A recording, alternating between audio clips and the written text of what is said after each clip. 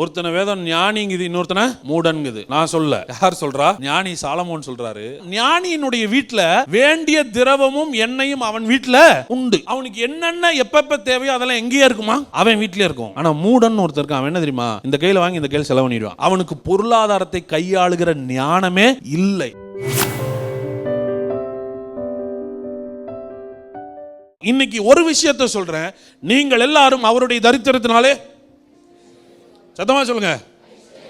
அப்போ ஒரு தரிசனம் என்னன்னா, நான் ஐஸ்வர்யவான் ஆக வேண்டும், பொருளாதார நெருக்கடியிலிருந்து நான் விடுதலை ஆக வேண்டும், பொருளாதார கஷ்டத்திலிருந்து நான் விடுதலை ஆகணும். நான் சொல்லட்டுங்களா, உங்களுடைய விடுதலை எப்பொழுது முழுமை அடைகிறது என்றால் பொருளாதாரத்தில் நீங்கள் விடுதலை ஆகும் போது. ஆமே பிரதர், ஆவியில நான் ஃப்ரீ ஆயிட்டேன் பிரதர். ஆவியில நீங்க ஃப்ரீ ஆகுங்க. நாளைக்கு 20,000 ஃபீஸ் கட்ட சொல்றாங்க, பணம் இருக்கா? அப்ப ஆவியில ஃப்ரீயா இருந்தாலும் எனக்கு மனசு உறுத்துது, நாளைக்கு ஃபீஸ் கட்ட என்ன பண்ண போறோம்? அப்போ ரியல் ஃப்ரீடம் எதோட கனெக்ட் ஆயிருக்குன்னா, ஃபினான்ஷியல் ஃப்ரீடமோட கனெக்ட் ஆயிருக்கு.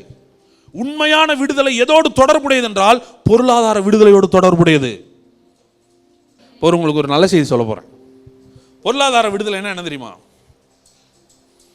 இயேசு நாமத்தில் இந்த அனுபவம் சபையில் இருக்கிறவங்களுக்குலாம் சீக்கிரம் வருவதாக. உண்மையான பொருளாதார விடுதலை. உண்மையான பணக்காரங்க யாருங்க? சந்தோஷமா இருக்கிறவங்களாம் பணக்காரங்க.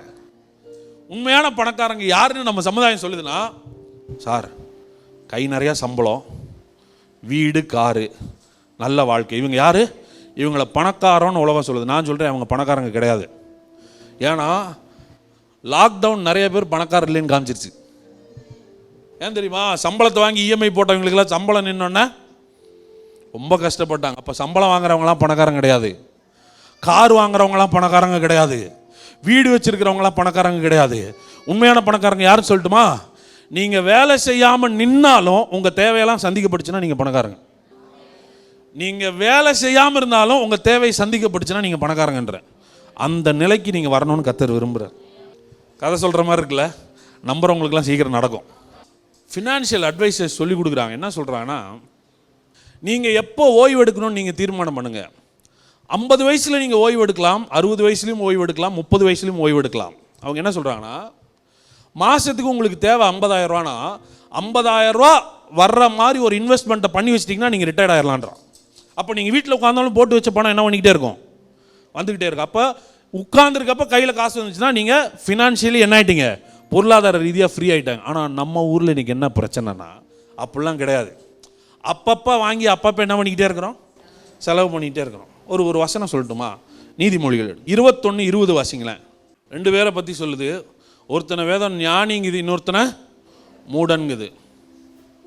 நான் சொல்ல, யார் சொல்கிறா? ஞானி சாலமோன் சொல்கிறாரு, ஒருத்தன் ஞானி, இன்னொருத்தன் மூடன். ஞானி என்ன பண்ணுவானா, ஞானியினுடைய வீட்டில் வேண்டிய திரவமும் எண்ணெயும் அவன் வீட்டில் உண்டு. அவனுக்கு என்னென்ன எப்பப்ப தேவையோ அதெல்லாம் எங்கேயே இருக்குமா? அவன் வீட்டிலே இருக்கும். ஆனால் மூடன் ஒருத்தர் இருக்கான். அவன் என்ன தெரியுமா? இந்த கையில் வாங்கி இந்த கையில் செலவு பண்ணிடுவான். அடுத்த செலவுக்கு யாராவது கொடுப்பாங்களான்னு அவன் என்ன பண்ணிகிட்டே இருப்பான்? வெயிட் பண்ணிகிட்டே இருப்பான். He doesn't manage his finance. அவனுக்கு பொருளாதாரத்தை கையாளுகிற ஞானமே இல்லை. அவன் மூடன். அவன் என்ன பண்ணுவானா, வர்றதையெல்லாம் என்ன பண்ணிகிட்டே போயிடுவானா. இப்போ இது ரெண்டில் நம்ம எதில் இருக்கோம் நம்ம தான் யோசிச்சு பார்க்கணும். எனக்கு தேவையானதை நான் சேர்த்து வைத்திருக்கிறேனா, இல்லை எனக்கு வருவதையெல்லாம் செலவு செய்கிறேனா?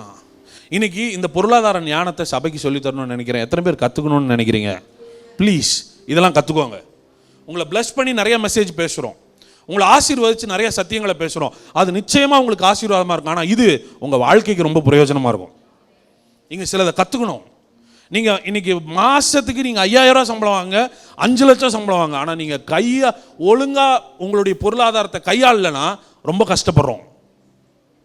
சரிங்களா? ஸோ இங்கே சொல்லுது, ஞானிக்கும் மூடனுக்கும் வித்தியாசத்தை தெரிஞ்சுக்கோ.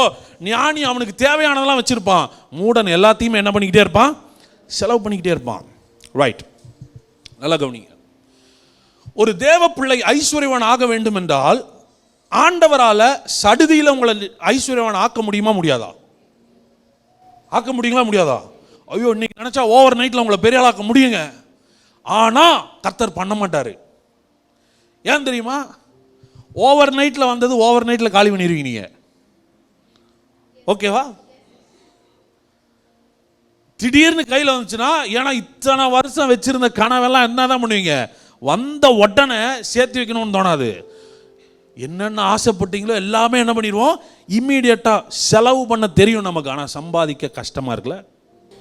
என்ன கேட்குறேன்னா, உங்கள் வாழ்க்கையில் பணம் உள்ளே வர்றது பெருசாக இருக்கா, வெளியே போகிறது பெருசாக இருக்கா? செலவு பண்ணுறதுக்கு நம்மள்ட்ட 1000 வழி இருக்குது, சம்பாதிக்கிறதுக்கு எத்தனை வழி இருக்குது? எவ்வளோ தைரியமாக சொல்கிறீங்க ஒரே வழி தான் இருக்குதுன்னு. வர்றது ஒரு வழியாக வருது, ஆனால் போகிறது பல வழியாக போகுது. அப்புறம் எங்கே நிற்கும்?